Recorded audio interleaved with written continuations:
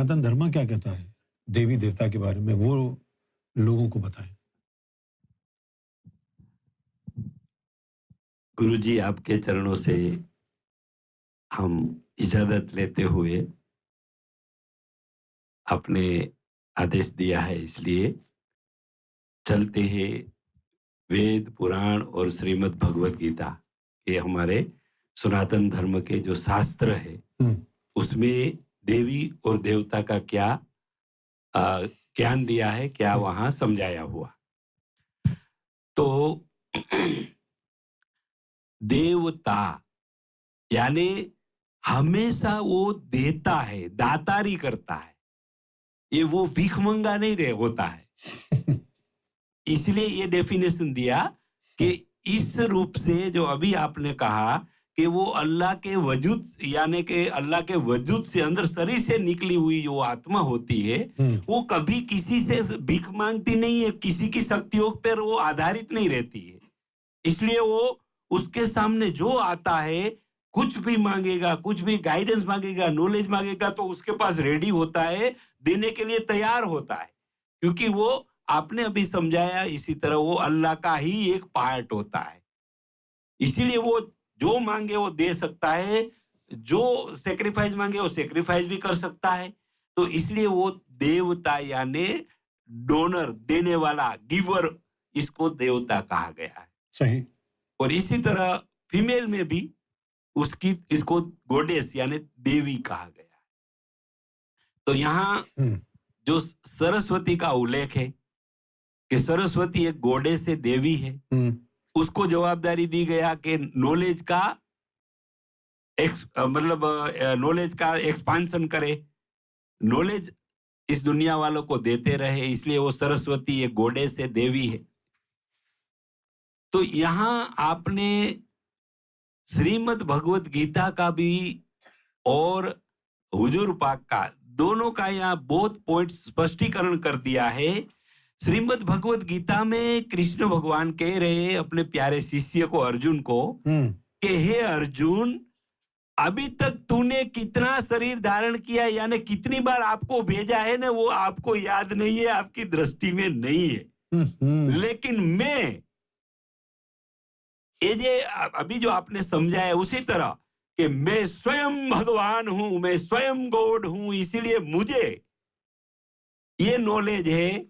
मैं देख रहा हूं कि अभी तक आपने कितनी बार इस दुनिया में आया और मुझे भी कितनी बार भेजा गया संदेशवाहक के रूप में, वो मेरी नॉलेज में है।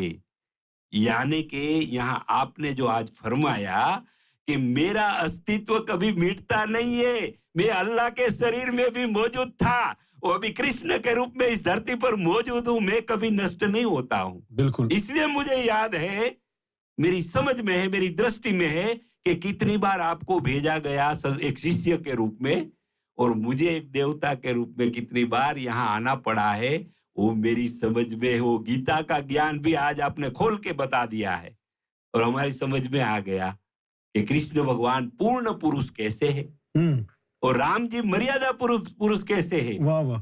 राम का जो कैरेक्टर है वो मर्यादा में रखा, वो मर्यादा पुरुषोत्तम है और कृष्ण भगवान पूर्ण पुरुषोत्तम है। वाह वाह।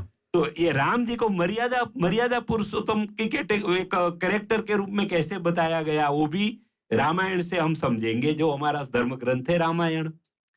तो रामायण में जब लंका में रावण के सामने जब युद्ध करने गया शुरू हुआ, तब राम जी को मर्यादा में था, इसलिए वो नॉलेज नहीं था कि वरदान लिया हुआ रावण मेरे सामने जो आया है, जो जिसने अल्लाह ने, शिव ने खुद ने वरदान दिया है कि तू नहीं मरेगा जब तक तेरी नाभि में, जब ये नफ्स, जब पाक साहब बैठा हुआ है, जो नाभि में नफ्स बैठा है, उसको कोई पवित्र नहीं करेगा तब तक रावण की हस्ती नहीं मिट सकती है। सही है। ये राम को विस्मृति में हो गया था, इसलिए वो मर्यादा में आ गया। तो अल्लाह ताला वहां उसका भाई जो विभीषण था, रावण का भाई विभीषण था, वो बाजू में आके कहने लगा कि हे राम जी, ऐसे रावण नहीं मरेगा तो कितना भी तीर मारता रहेगा उसका एक सर कटेगा, यानी एक नेगेटिविटी कटेगी तो दूसरी आके बैठ जाएगी, दूसरी कटेगी तो तीसरी आके बैठ जाएगी।